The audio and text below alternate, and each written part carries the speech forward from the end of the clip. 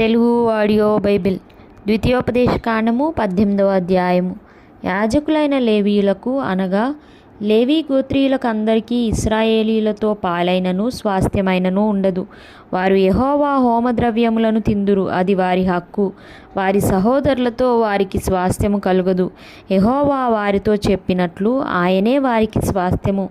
జనుల వలన అనగా ఎద్దు గాని గొర్రె గాని మేక గాని బలిగా అర్పించు వారి వలన యాజకులు పొందవలసినదేదనగా కుడి జబ్బను 2 దవడలను పొట్టను యాజకునికి ఇయ్యవలెను.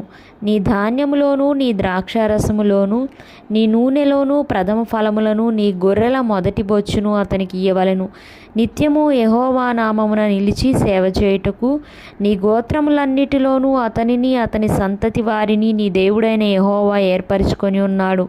ఒక లేవీయుడు ఇశ్రాయేలీయుల దేశమున తాను విదేశిగా నివసించిన నీ గ్రామములలో ఒక దాని నుండి యెహోవా ఏర్పరచుకొని స్థలమునకు మిక్కిలి మక్కువతో వచ్చినప్పుడు అక్కడ యెహోవా సన్నిధిని నిలుచు లేవీయులైన తన గోత్రపు వారు చేయునట్లు అతడు తన దేవుడైన యెహోవా నామమున సేవ చేయవలెను.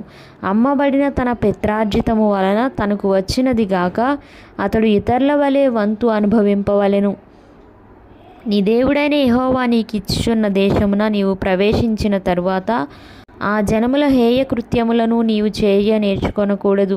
తన కుమారునైనను తన కుమార్తెనైనను అగ్నిగుండము దాటించు వానినైనను శకునము చెప్పు సోదెగానినైనను మేఘ శకునములను గాని సర్పశకునములను గాని చెప్పు వానినైనను చిల్లంగి వానినైనను మాంత్రికునినైనను ఇంద్రజాలకునినైనను కర్ణపిశాచి నడుగు వానినైనను దయ్యముల యొద్ద విచారణ చేయువానినైనను మీ మధ్య ఉండనీయకూడదు. వీటిని చేయు ప్రతివాడును యెహోవాకు హేయుడు. ఆ హేయములైన వాటిని బట్టి నీ దేవుడైన యెహోవా నీ ఎదుట నుండి ఆ జనములను వెళ్ళగొట్టుచున్నాడు. నీవు నీ దేవుడైన యెహోవా యొద్ద యథార్థపరుడవై ఉండవలెను.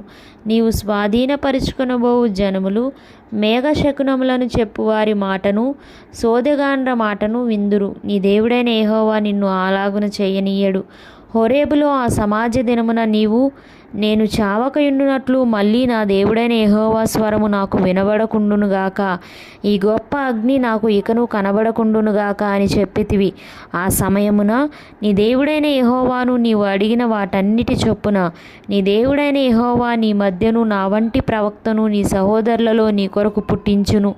ఆయన మాట నీవు వినవలెను. మరియు యెహోవా నాతో ఇట్లనెను, వారు చెప్పిన మాట మంచిది. వారి సహోదరులలో నుండి నీ వంటి ప్రవక్తను వారి కొరకు పుట్టించదను. అతని నోట నా మాటలనుంచుదును. నేను అతనికి ఆజ్ఞాపించినది యావత్తును అతడు వారితో చెప్పును. అతడు నా నామమున చెప్పు నా మాటలను వినని వానిని దాని గూర్చి విచారణ చేసెదను. అంతేకాదు ఏ ప్రవక్తయు అహంకారము పూని నేను చెప్పుమని తనకు ఆజ్ఞాపించని మాటను నా నామమున చెప్పునో ఇతర దేవతల నామమున చెప్పునో ఆ ప్రవక్తయును చావవలెను. మరియు ఏదొక మాట యెహోవా చెప్పినది కాదని మేమెట్లు తెలుసుకొనగలమని మీరు అనుకొనిన ఎడల ప్రవక్త యెహోవా నామమున చెప్పినప్పుడు ఆ మాట జరగకపోయిన ఎడలను ఎన్నడూనూ నెరవేరకపోయిన ఎడలను అది యెహోవా చెప్పిన మాట కాదు. ఆ ప్రవక్త అహంకారము చేతనే దాని చెప్పెను గనుక దానికి భయపడవద్దు.